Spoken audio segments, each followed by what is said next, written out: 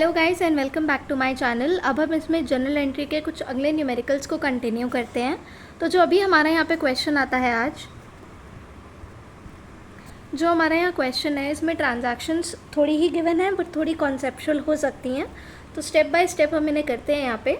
तो पहली ट्रांजैक्शन हमारी कहती है bought goods from Nilesh for cash 50,000 and also paid 1,000 for their carriage. यहाँ कह रहे हैं हमने क्या किया, परचेज़ करे हैं। किससे करे हैं? नीलेश से, लेकिन किस में करे हैं? कैश में। तो ये कैश परचेजेस हो गई।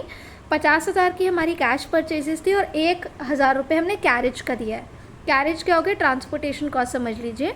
तो इसकी ट्रांजैक्शन क्या हो जाएगी? Purchases account debit 50,000, carriage 1,000, to cash 51,000। ठीक है। दूसरी आती है paid to Sita 9,650 rupees in full settlement of dues of 10,000। एक लड़की थी सीता जिसको हमें 10,000 रुपये देने थे, लेकिन हमने उसे कितने पैसे दिए? 9,650 रुपीज़। तो डिस्काउंट रिसीव हो गया जितना हमें डिफरेंस है यहाँ पे। तो हमारी ट्रांजैक्शन क्या हो जाएगी? सीता अकाउंट डेबिट, सीता को कितने पैसे मिलने थे? 10,000, टू कैश हमने दिए 9,650 रुपीज़, टू डिस्काउंट रिसीव्ड हमें 350 रुपये का जो डिस्काउंट मिल गया। ठीक है। फिर आते हैं purchased a machinery for cash 3 lakh and paid 25,000 in cash as wages on its installation. अब मशीनरी की परचेज़ हुई है, कैश परचेज़ 3 लाख की, और हमने उसमें इंस्टॉलेशन चार्जेस दिए हैं 25,000 के। तो इसकी ट्रांजैक्शन आप दो तरीके से लिख सकते हैं। या आप सीधे सीधे लिख दीजिए machinery account debit 3,25,000 to cash account 3,25,000, या लिखिए machinery account debit 3 lakh, wages या installation charges 25,000 to cash account 3,25,000। ठीक है। फिर आता है bricks for 15 lakh and timber for 10 lakh purchased for the construction of building. The payment was made by cheque. अब cheque है यहाँ पे तो क्या आएगा? बैंक आ जाएगा। ठीक है। तो क्या हुआ है यहाँ पे? हमने ब्रिक्स और टिम्बर खरीदा है, तो bricks account debit, timber account debit 15 lakh और 10 लाख, टू बैंक हमारा आ जाएगा 25 लाख। या आप इसको सीधे लिख दीजिए मशीनरी के लिए है। ठीक है। तो machinery account debit 25 lakh, to हम कर सकते हैं यहाँ पे बैंक 25 लाख। ठीक है। सॉरी, मशीनरी नहीं है यहाँ पे। या तो देखिए दो तरीके से इसकी ट्रांजैक्शन हो सकती है। एक हो सकता है bricks account debit, timber account debit, to bank 15 lakh, 10 lakh और 25 लाख। या यहाँ सीधे सीधे दे रखा है कि हमने किस चीज़ के लिए खरीदे हैं, बिल्डिंग की परचेजेस के लिए आपने खरीदे हैं, तो यहाँ ये लिख सकते हैं building account debit to bank account 25 lakh से। ठीक है। फिर आता है purchase an old machinery for 1 lakh and spend 5,000 on its carriage, 20,000 on its repair. अब हमने एक मशीनरी खरीदी है जिसमें हमने ऊपर से 25,000 रुपये का खर्चा किया है। अगर या तो आप लिख दीजिए machinery account debit to cash account 1,25,000 सबका टोटल करके, या लिखिए machinery account debit 1 lakh, carriage 5,000, repairs account debit 20,000, to cash 1,25,000। ठीक है। फिर आता है paid 2,500 for repairing the office furniture. अब फर्नीचर के रिपेयर के लिए हमने खर्चा किया, तो हमारे पैसे से कैश गया है और रिपेयर हुआ है, तो रिपेयर अकाउंट डेबिट या furniture repair account debit 2,500 to cash account 2,500। ठीक है। एक तो हमारा यहाँ पे ये क्वेश्चन हो गया।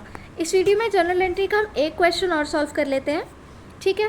पहले आप इसका सोल्यूशन देख लीजिए यहाँ पे, और फिर वही करना है हमें। डेबिट साइड का टोटल, क्रेडिट साइड का टोटल, दोनों का टोटल सेम होगा, यानी आपकी सारी जनरल एंट्री जितनी भी आपने करी है वो एकदम ठीक है। ठीक है। अगले पे चलते हैं। तो यहाँ पे हमारे पास जो क्वेश्चन है वो भी थोड़ा बहुत छोटा ही है, इतना कुछ उसमें बड़ा है नहीं। तो पहली ट्रांजैक्शन जो यहाँ पे हमारी आती है इसमें, वो कह रहे हैं प्रोप्राइटर विड्रू 20,000 का कैश और 10,000 का गुड्स पर्सनल यूज़ के लिए। तो ड्राइंग्स अकाउंट डेबिट 30,000, ठीक है, टू कैश 20,000, टू परचेजेस 10,000 या टू स्टॉक 10,000। ठीक है। फिर इन goods worth 50,000 were given away as charity, sale price 60,000 था। तो हमें यहाँ सेल प्राइस से उनके मतलब नहीं होगा, वो कितने में बिक रहे हैं उससे हमें नहीं मतलब है, क्योंकि हमारी जेब से जितने में गए हैं 50,000 के, उन्हें हमने चैरिटी में दिया है। अब आप जब उसे चैरिटी में दे रहे हैं तो आपका उससे कोई भी फ़ायदा या कोई भी नुकसान नहीं होगा, भले वो आगे जाके कभी भी कितने में भी बिके। तो इसीलिए charity account debit to purchases हो जाएगा सीधे सीधे 50,000 से।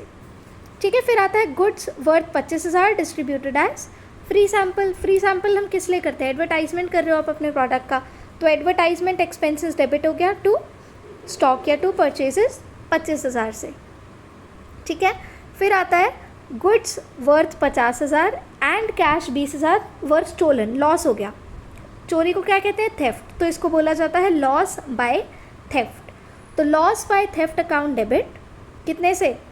70,000, टू कैश 20,000, टू स्टॉक या टू परचेजेस 50,000, ठीक है। लास्ट ट्रांजैक्शन इसमें हमारी आती है goods worth 1 lakh were destroyed by fire, loss by fire हो गया सबसे पहले तो यहाँ पे हमें, और 60% का इंश्योरेंस कंपनी ने यहाँ पे हमें क्लेम दे दिया।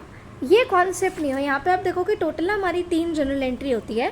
पहली, जितना का हमें नुकसान हुआ, loss by fire account debit, to purchases 1 lakh रुपए से, ये तो हमें सीधा सीधा नुकसान हो गया। अब 60% क्लेम हमें मिल गया, किससे मिला? इंश्योरेंस कंपनी से।